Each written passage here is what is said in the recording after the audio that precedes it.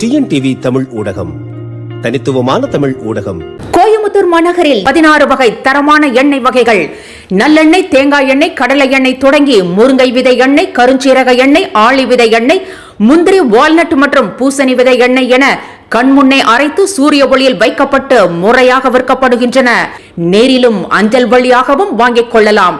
தொடர்புக்கு 9087128388. யாழி அப்பளம் உணவின் சுவையை மேலும் சுவையூட்ட இப்பொழுது வந்துவிட்டது யாழி அப்பளம். மேலும் விவரங்களுக்கு 9789251125. உலகெங்கிலும் வாழும் டிஎன்டிவி இயற்கை உண்மை ஊடகம் பார்வையாளர்களுக்கு அன்பு வணக்கம். திருவூர் பிரகாச ராமலிங்க வள்ளல் பெருமானாருடைய 106 ஏக்கர் பெருவழி தலம் என்பது அந்த 106 ஏக்கருமே ஒரு பெருவழி வெட்டவெளி தலம்தான் என்று வள்ளல் பெருமானார் உறுதியிட்டு அறுதியிட்டு கூறியிருந்த போதிலும் நமது முன்னோர்கள் அது பற்றி அறியாத வண்ணம் இருந்த காரணத்தினால், அதே போல அந்த ஒட்டுமொத்த அமைப்புகளையும் நிர்வாகம் செய்து கொண்டிருக்கக்கூடிய இந்து சமய அறநிலைத்துறைக்கு அறவே அது பற்றி எந்த விதமான அறிதலும் புரிதலும் இல்லாதிருந்த நிலையில் 1975ஆம் ஆண்டே கிட்டத்தட்ட 25 ஏக்கர் நிலத்தை பட்டா போட்டு தனியாருக்கு கொடுத்துட்டாங்க. இந்து சமய அறநிலைத்துறையும் மாவட்ட ஆட்சி தலைவரும் அதை ஒட்டுமொத்தமாக தமிழ்நாடு அரசும் போட்டு கொடுத்துட்டாங்க. அதன் பிறகு ஒரு 6.5 ஏக்கரே அங்குள்ள சிவாச்சாரியார், அங்கிருந்த சிவாச்சாரியார் அவர் ஆக்கிரமித்து வைத்துக் கொண்டு இப்பொழுது வேண்டுமானால் நான் விலைக்கு விற்கிறேன் வள்ளலாருக்கு என்கிறார். வள்ளலார் இடத்தை திருடிவிட்டு அந்த வள்ளலார் இடத்தை இப்பொழுது பணம் கொடுத்தால் அது விலைக்கு விற்கிறேன் என்று வள்ளலாருக்கே விலை பேசுகிறார் அந்த சிவாச்சாரியார். ஆக இப்படிப்பட்ட ஒரு நிர்வாக சீர்கேடு நிறைந்த ஒரு அமைப்பாக வடலூர் ராமலிங்க வள்ளல் பெருமானாருடைய அந்த தெய்வ நிலையம் என்று இப்பொழுது அழைக்கக்கூடியது அப்படி ஆகிவிட்டது. அது மட்டும் இல்லாமல் என்ன பண்ணாங்கன்னா, அங்கே 100 கோடி ரூபாய் செலவில் ஒரு முதலீட்டை கொண்டு அங்கே பெருவழித்தலத்தை சிதைத்து, ஏற்கனவே 34 ஏக்கர் காணாமல் போயிருக்கு, 72 ஏக்கர் தான் இருக்கு. அதுக்குள்ளே நாங்கள் சர்வதேச மையம் என்கிற பெயரில் கட்டுமான குப்பைகளை கொட்டுவோம் என்று திமுக அரசு அறிவித்தது. இதையடுத்து தொடர்ந்து கடந்த 2024ஆம் ஆண்டு ஜனவரி 10ஆம் தேதி அன்று ஒரு நாள் முழுவதும் உண்ணாநிலை போராட்டத்திலே சன்மார்க்க சங்கத்தவர்கள் ஈடுபட்டார்கள். பேரணியாக சென்ற மாவட்ட ஆட்சித்தலைவரிடம் அவர்கள் மனுக்கள் எல்லாம் கொடுத்தார்கள். அதன் பிறகு பெரும் போராட்டங்கள், தொடர் போராட்டங்கள் தற்பொழுது நீதிமன்றத்தில் வழக்கு நடைபெற்றுக் கொண்டிருக்கிறது. இந்த நிலையில் என்ன செஞ்சாங்கன்னா, எதிர்ப்பு அதிகமாக வலுத்த உடனே என்ன செஞ்சாங்கன்னு பார்த்தீங்கன்னா, இந்த 72 ஏக்கர் நிலத்தில் கட்டாம அங்கிருந்து ஒரு 1.5 கிலோமீட்டர் தொலைவில் இருக்கக்கூடிய அதுவும் வள்ளல் பெருமானுடைய நிலம்தான். அந்த நிலம் ஒரு 12 ஏக்கர் இருக்கு, நாங்கள் அதில் இப்போதைக்கு 2-3 கட்டடங்களை கட்டிக்கொள்கிறோம் என்று சென்னை உயர்நீதிமன்றத்தில் அனுமதி வாங்கிட்டாங்க. அப்பொழுதே கேள்வி வந்தது, சரி 3-4 கட்டடங்கள் மட்டும் இங்கே கட்டிட்டாங்கன்னா மீத கட்டடங்கள் எங்கே கட்டுவாங்க என்கிற கேள்வி எழுந்தது. ஆனால் அவர்கள் கொல்லைப்புறம் வழியாக இந்து சமய அறநிலைத்துறை இந்த 106 ஏக்கர் நிலத்திற்குள் நுழைகிறது அப்படிங்கிறதான் அடிப்படையாக இருந்துச்சு.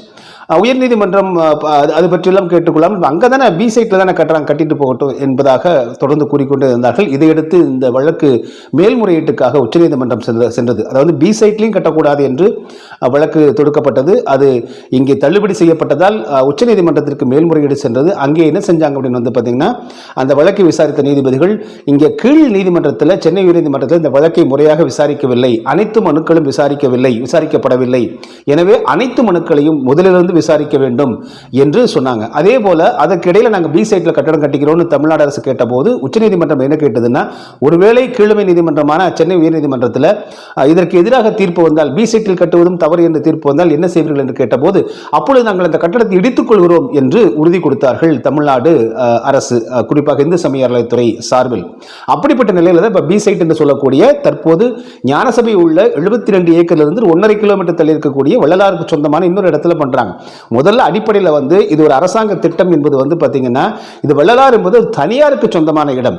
தனியாருக்கு சொந்தமான இடத்துல நாங்கள் பக்தர்களுக்கு வசதி செய்து தருகிறோம் என்கிற பெயரில் பெருவழியை சிதைப்பது மட்டுமல்லாமல் 106 ஏக்கர் பெருவழித்தலம் என்று வள்ளல் பெருமான தெள்ள தெளிவாக குறிப்பிட்டுள்ள அந்த இடத்தையும் ஒரு சிதைப்பதற்கான வேலை செஞ்சுட்டு இருக்காங்க. மீண்டும் அடம்பிடித்துக் கொண்டே இருக்கிறார்கள். தற்பொழுது பி சைட்ல பார்த்தீங்கன்னா கட்டடம் கிட்டத்தட்ட மேற்கூரை வரை கட்டடம் கட்டப்பட்டு விட்டது. இதற்கிடையில் இந்த வழக்கை முழுமையாக விசாரிக்க வேண்டும் என்று உச்சநீதிமன்றம் தெரிவித்திருந்த நிலையில், நீங்க கடந்த மே மாதம் நீதிமன்ற விடுப்பு வந்துச்சு. அதற்கு முன்னதாக இறுதியாக அந்த வழக்கை விசாரிக்க தொடங்கிய நீதிபதி என்ன பண்ணார்னா, கிட்டத்தட்ட மாலை 4:35 மணி வரை மற்ற வழக்குகள்லாம் விசாரிச்சுட்டு இருந்தாங்க. அதற்கு பிறகு நேரம் இல்லை அப்படின்னு ஜூன் 5ஆம் தேதி, அதாவது இன்றைய தேதிக்கு ஒத்தி வச்சாங்க. ஆனால் நேற்று மாலை பார்த்தீங்கன்னா இன்றைய தேதியில் விசாரணைக்காக அது பட்டியலிடப்படவில்லை. எனவே அது அடுத்த வாரம் தான் மீண்டும் அது விசாரணைக்கு வருமா என்கிற கேள்வி இருக்கு. ஏன்னா இது வந்து வியாழக்கிழமை விசாரிக்கப்படக்கூடிய நீதிமன்றமாக இருக்கிறது. இப்படிப்பட்ட நிலையில் பி சைட்ல வந்து பார்த்தீங்கன்னா கட்டடத்தை வந்து அவர்கள் கூரை வரை உயர்த்தி விட்டார்கள். ஒருவேளை சென்னை உயர்நீதிமன்றத்தினுடைய இந்த விசாரணை மீண்டும் ஒருவேளை எவ்வாறு தள்ளி போகும், ஏன்னா ஏற்கனவே கிட்டத்தட்ட 1.5 மாதங்கள் ஆயிடுச்சு, மீண்டும் அது தள்ளி போகக்கூடிய நிலையில வந்து பார்த்தீங்கன்னா பி சைட்ல கிட்டத்தட்ட முழுமையாகவே அவர்கள் கட்டடத்தை கட்டி விடுவதற்கான வாய்ப்புகள் இருக்கு. அதை திறந்து வைக்கவும் வாய்ப்பு இருக்கிறது. இப்படிப்பட்ட நிலையில சென்னை உயர்நீதிமன்றம் மீண்டும் அனைத்து மனுக்களையும் முதலிருந்து தொடக்கத்திலிருந்து விசாரித்து அவர்கள் இந்த புள்ளிக்கு வருவதற்குள் இவர்கள் பி சைட்ல வந்து முழுமையாக கட்டி விடுவதற்கான வாய்ப்பு இருக்கு. இப்ப நம்ம மிக முக்கியமா நம்ம என்ன பார்க்கணும் அப்படின்னு வந்து பார்த்தா, இவர்கள் தொடக்கத்திலிருந்து இந்து சமய அறநிலையத்துறை என்ன சொன்னாங்கன்னா, முதல்ல வடலூரில் கட்டப்படும் சொன்னாங்க. அதன் பிறகு அதுவும் வந்து நீங்க வடலூர் பெருவழித்தளத்துக்குள் தான் கட்ட போறாங்க, இவங்க எங்கேயுமே அறிவிக்கல. அங்கே வைத்திருந்த நீங்கள் வந்து முதலமைச்சருடைய அந்த 52வது ஒரு நிகழ்வுல வந்து முதலமைச்சர் கலந்துகிட்டார். வள்ளலார் 200 என்ற ஒரு நிகழ்வு நடத்தினாங்க. அதில் 52வது வாரத்தில் தான் அப்பொழுது அங்கே வைத்திருந்த ஒரு மினியேச்சர் என்று சொல்லக்கூடிய அந்த வரைகளை அதை பார்த்து தான் நம்ம கண்டே பிடிச்சோம், ஓ இவங்க பெருவழிக்குள்ள கட்ட போறாங்கன்னு சொல்லிட்டு. அதுவரையிலும் அது பற்றி எந்த ஒரு அறிவிப்பும் இவர்கள் வெளியிடவே இல்லை. இல்லை மூடு மந்திரமாகவே செஞ்சுக்கிட்டு இருந்தாங்க. ஏனென்றால் எதிர்ப்பு வரும் என்று அவர்களுக்கு தெரியும். தெரிந்தேதான் அவர்கள் செய்தார்கள் அப்படிங்கிறது அடிப்படை. ஏனென்றால் தொடக்கத்திலேயே ஒருத்தர் சொல்லும் போதே இது வந்து பொதுவான ஒரு திமுக அரசுக்கு சற்றும் தொடர்பில்லாத ஒரு மெய்யறிவு, ஒரு மெய்யியல். அந்த மெய்யியல் வந்து மெய்யறிவாளர்கள் அவர்கள் சொல்லக்கூடியவற்றை தான் இவங்க கேட்டிருக்கணும். அப்படி பலரும் வந்து மனு கொடுத்து சொன்ன போதெல்லாம் கேட்காமல் இவர்கள் மூடு மந்திரமாகவே இந்த கிட்டத்தட்ட அடிக்கல் நாட்டும் நிலை வரைக்கும் கொண்டு வந்துட்டாங்க. அனைத்துமே திரைமறைவிலே நடந்துச்சு. ஆக எதிர்ப்பு வரும் என்று இவர்களுக்கு தெரிந்திருக்கிறது. தெரிந்தே உள்நோக்கத்தோடு மக்களை திசை திருப்பும் வகையிலும் வள்ளற்பெருமானாருடைய பக்தர்களையும் பின்பற்றாளர்களையும் மடைமாற்றும் வகையிலேயே தொடக்கத்திலிருந்து அவர்கள் நடந்து கொண்டிருக்கிறார்கள். அதன் காரணமாகத்தான் இவ்வளவு குளறுபடி. எத்தனையோ 3000 கோயில்களுக்கு நாங்கள் குடமுழுக்கு செய்துவிட்டோம், அதுவும் இன்று 3000வது கோயிலுக்கு நான் குடமுழுக்கு செய்துவிட்டதாக இந்து சமய அறநிலையத்தினுடைய அமைச்சர் சேகர்பாபு தம்பட்டம் அடித்துக் கொள்கிறார். ஆனால் இந்த காலகட்டத்தில் வந்து பார்த்தீங்கன்னா இங்கே இவர்கள் செய்த குளறுபடி மக்களுக்கு தெரியாமல், வள்ளற்பெருமானுடைய பக்தர்களுக்கு தெரியாமல், பின்பற்றாளர்களுக்கு தெரியாமல் அவர்களுக்கு வேண்டப்பட்ட சில வந்து லெட்டர் பேட் அமைப்புகளை வைத்துக் கொண்டு அவர்கள் கொடுத்த ஒப்புதலின் அடிப்படையில் ஒட்டுமொத்த உலகத்தில் உள்ள எல்லா சன்மார்க்க சங்கங்களும் ஒப்புதல் கொடுத்து விட்டதை போல ஒரு பொய்யை சொல்லி அங்கே அந்த கட்டடங்கள் கட்ட முனைந்ததால் தான் இன்று இவ்வளவு குளறுபடிகள் 1.5 ஆண்டுகள் கழித்தும் கூட இன்னமும் இவர்கள் திணறிக் கொண்டிருக்கிறார்கள். இதுதான் இப்ப அடிப்படையா மிக முக்கியமா நாம் கவனிக்க வேண்டியதா இருக்கு. இது மட்டும் இல்லாம தொடக்கத்திலிருந்து பொய்யை தவிர இவர் எதுவுமே சொன்னதில்லை. இந்த வள்ளலாருடைய இந்த வழக்கில் மட்டும் தமிழ்நாடு அரசு செய்த தவறுகள் வந்து அப்படியே நீதிமன்றத்தில் சிரிப்பாய் சிரிக்கப்பட்டது. அந்த அளவுக்கு தவறுகள், அந்த அளவுக்கு முறைகேடுகள், அந்த அளவுக்கு வந்து பொய்கள், அப்படிப்பட்ட ஒரு மிகப்பெரிய பொய் தான் தற்பொழுது அடுத்ததாக சொல்லப்பட்டு வருகிறது. நாங்கள் 72 ஏக்கரிலும் ஒன்றும் கட்டவில்லை, 3.78 ஏக்கர் நிலத்தில் தான் கட்டுகிறோம் என்று புதிதாக உருட்டிட்டு இருக்காங்க. வடலூர் 106 ஏக்கர் பெருவழித்தலம், வெட்டவெளித்தலம், உத்தரஞான சிதம்பரம், உத்தரஞான சித்திபுரம் என்கிற வெட்டவெளித்தலம், அதில் ஒரு செங்கலை கூட வந்து வைக்கக்கூடாது என்பதுதான் ஒட்டுமொத்தமாக வள்ளற்பெருமானாருடைய உத்தரவு. 150 ஆண்டு காலமாக மரபு ரீதியாகவும் பண்பாட்டு ரீதியாகவும் பழக்க வழக்கங்களின் அடிப்படையிலும் இதைத்தான் நீங்க வந்து ஸ்ரீவில்லிபுத்தூர் கோவிலுக்கு இந்து சமய அறநிலையத்துறை கொடுத்த ஒரு அறிக்கை. இந்த அடிப்படையில் பார்த்தாலும் கூட அங்கே 150 ஆண்டு காலமாக காலியாகத்தான் இருக்கிறது. அப்படிப்பட்ட நிலையில இந்த 72 ஏக்கரையும் வந்து நிறைத்து கட்டுமானங்கள் கட்டுவதற்கான முயற்சியை மேற்கொண்டு அவர்கள் இருக்கும் பொழுது கேட்டால் இல்லை 3.78 சரிங்க, 3.78 ஏக்கர் கட்டுறதுக்கு எதுங்க 100 கோடி ரூபாய் என்கிற கேள்வி தொடக்கத்திலிருந்து கேட்டுட்டு இருக்கிறோம். பதிலே இல்லை. இல்ல அது சின்ன கட்டடம், மற்றபடி மக்களுக்கு தேவையான பக்தர்களுக்கு தேவையான வசதிகளை செஞ்சு கொடுக்கிறோம், கழிவறை கட்டி கொடுக்கிறோம், தங்குமிடம் கட்டி கொடுக்கிறோம். நாங்க இப்படி ஒரு கழிவறை, தங்குமிடம், 7 கிளைச்சாலைகள் எல்லாம் என்றெல்லாம் ஒரு கோரிக்கையை அறியாமல் தெரியாமல் முன்வைத்து விட்ட படப்பை பாலகிருஷ்ணன் ஐயா அவர்களே, அவர்தான் தலைமைச் சங்கத்தினுடைய நிறுவனர்.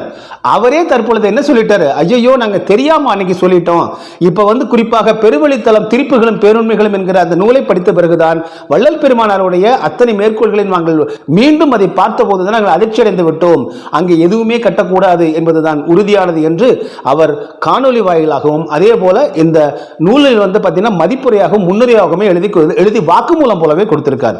ஆக யார் வந்து உள்ள அந்த 7 கிளைச்சாலைகள் கேட்டாங்களோ, யார் வந்து அந்த கழிவறைகளை கேட்டாங்களோ, யார் வந்து அந்த வசதிகளை கேட்டார்களோ அவர்களே இப்பொழுது உணர்ந்து கொண்டு விட்டார்கள். உள்ளே இந்த செங்கல் கூட கூடுதலாக வைக்கக்கூடாது, இருக்கிற 34 ஏக்கரையும் நீங்கள் வந்து மீட்டெடுத்து பெருமானாருடைய பாத கமலங்களில் சமர்ப்பிக்க வேண்டும் இந்து சமய அறநிலையத்துறை என்கிற அந்த ஒரு நிலைப்பாட்டுக்கு தற்பொழுது அந்த ஒரு இயற்கையான உண்மையான புரிதலுக்கு வந்திருக்காங்க. ஆனா இப்படிப்பட்ட நிலையில வந்து பார்த்தீங்கன்னா பேசிய பொய் வந்து பார்த்தீங்கன்னா 3.78 ஏக்கர் தானே சொன்னாங்க. இப்போ இந்த காணொலியை பாருங்க. இது ஞான சபைக்கும் அதே போல நுழைவு வாயிலுக்கும் இடைப்பட்ட இடத்துல எவ்வளவு அகலமாக இவர்கள் பள்ளங்களை தோண்டி இருக்கிறார்கள் பாருங்க. இது என்ன தெரியுங்களா? இந்த 3.78 ஏக்கர் என்று கதை அளந்தார்கள் இல்லையா, இதற்கே அவர்கள் கிட்டத்தட்ட 12 ஏக்கர், இந்த பக்கம் 6 ஏக்கர், இந்த பக்கம் 6 ஏக்கர் நிலத்தை பிடிச்சிருக்காங்க. பிடிச்சிட்டு அதுல தான் இப்ப அத்திவாரம் தோண்டி இருக்காங்க. இது கிழக்கு நுழைவாயில் மேற்கு நுழைவாயில் என்று இவர்கள் சொல்லக்கூடிய அந்த 2 கட்டடங்களுக்கு மட்டுமே 12 ஏக்கர் பிடிச்சிருக்காங்க. இது இல்லாம 80 அடி சாலை, 2 சாலை. அதற்கு பிறகு நீங்க பாத்தீங்கன்னா விவிஐபி தங்கும் விடுதி, குளிர்சாதன விடுதி, கேண்டீன், இதெல்லாம் நீங்க கணக்கு. அப்புறம் 3.78 ஏக்கர் என்று சொல்லக்கூடிய சர்வதேச மையம், இதெல்லாம் நீங்க கணக்கு பார்க்கும் பொழுது 72 ஏக்கரும் நிரம்பி இருக்கும். அதற்கு அச்சாரம் தான் இந்த காணொளி, இந்த புகைப்படம். இதுல பாருங்க எப்படி சிதைச்சு வச்சிருக்காங்க பாருங்க. 106 ஏக்கர் அந்த பெருவழித்தலம் தான் என்னை அருள் தந்தது, எனக்கு அருள் தந்தது, பொருள் தந்தது, ஞானம் தந்தது, சாகா கலை தந்தது, செத்தாரை எழுப்பும் உத்தரஞான சிதம்பரம், இது இந்த 106 ஏக்கர் இதெல்லாம் வள்ளல் பெருமானார் மனமுருகி பாடி பாடி பாடி எழுதி வைத்திருக்கிறார். அந்த நிலத்தை எப்படி சிதைத்து வைத்திருக்கிறார்கள் பாருங்கள். இந்த இந்து சமய அறநிலையத்துறையும் இந்த போலி சன்மார்க்க சங்கத்தவர்களும் வள்ளல் பெருமானாருடைய சமரச சுத்த சத்திய சன்மார்க்கத்தை அழிக்க வேண்டும், ஒழிக்க வேண்டும் என்பதை தவிர இவர்களுக்கு வேறு என்ன எண்ணம் இருக்க முடியும்? ஒரு கோவிலுங்க, 106 ஏக்கருமே ஒரு கோயிலுங்க. அது வெட்ட வெளித்தலம்னே சொல்லியிருக்காரு வள்ளல் பெருமானார். அந்த இடத்துல போய் நீங்க எப்படி இப்படி குழி தோண்டி, அதுவும் 1.5 ஆண்டு காலமாக தகர கொட்டகை போட்டு தடுத்து அதை சிதைத்து மழை காலங்களில் நீர் நிரம்பி கொசு உள்ளிட்டவெல்லாம் அங்க பாத்தீங்கன்னா சிறு சிறு பிராணிகள் பூச்சிகள் எல்லாம் இறந்து கொண்டு அந்த இடமா இதை பெருவெளித்தலத்தை அது புனிதமற்ற ஒரு இடமாக இவர்கள் மாற்றி வைத்திருக்கிறார்கள். மாற்றி வைத்து இன்னமும் வேடிக்கை பார்த்து கொண்டிருக்கிறார்கள். நீதிபதியிடம் எப்படியாவது நம்ம அனுமதி வாங்கி இங்க கட்டடத்தை கட்டி நாம் அதை தங்களுடைய பேராசையை நிறைவேற்றிக் கொள்ளலாமா என்று. நீங்கள் எங்கே பேராசைப்படுகிறீர்கள்? வள்ளல் பெருமானன் அவர் நேரடியாக இறைவரே அடையாளம் காட்டி இறைவருடைய அருளால் பார்வதிபுரம் மக்கள் அந்த காலத்திலேயே 106 ஏக்கர் நிலத்தை தானமாக தங்கள் கைக்காசை போட்டு கிரயம் செய்து கொடுத்திருக்கிறார்கள். அதுதான் பூமியினுடைய நெற்றி போட்டு பார் திலகம் என்று வள்ளல் பெருமானன் சொல்கிறார். இதுதான் பூமியினுடைய திலகம், நெற்றி போட்டே என்று சொல்கிறார். அந்த 106 ஏக்கர், அந்த 106 ஏக்கர் பெருவெளித்தலத்தில் வெட்ட வெளித்தலத்தில் தான் நீங்கள் விளையாண்டு கொண்டிருக்கிறீர்கள். அதை பார்த்து தான் பேராசைப்பட்டு இப்படி பேராசைப்பட்டு பெருநட்டம் அடைந்து கொண்டிருக்கிறது திமுக அரசு என்பதுதான் நடைமுறை உண்மையாக இருக்கிறது.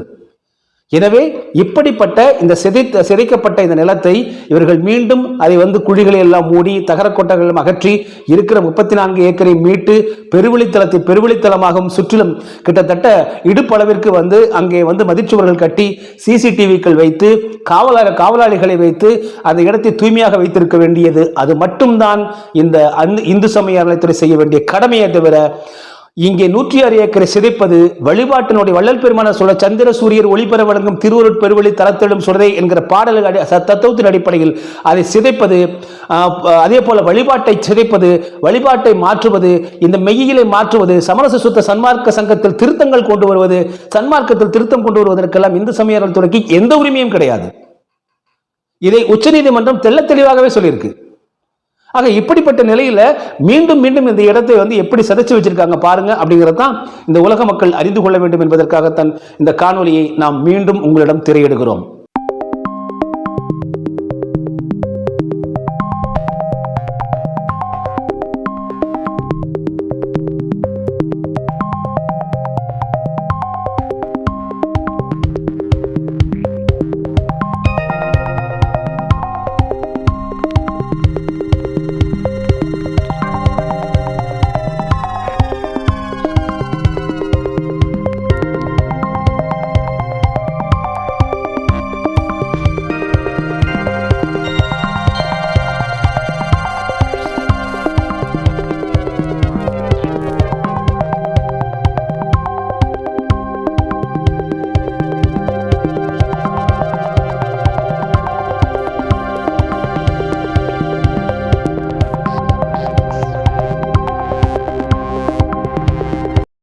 உண்மையில் நீங்கள் வள்ளல் பெருமான் மீது அன்பும் அக்கறையும் பாசமும் கொண்டவர்களாக இருந்தால் சமரச சுத்த சன்மார்க்கம் என்கிற அந்த 106 ஏக்கர் பெருவெளி தலத்தினுடைய உண்மையை இப்பொழுதாவது உணர்ந்து கொண்டு இந்த நிமிடம் கூட வீண் போகவில்லை, நீங்கள் தடுத்து நிறுத்துங்கள்.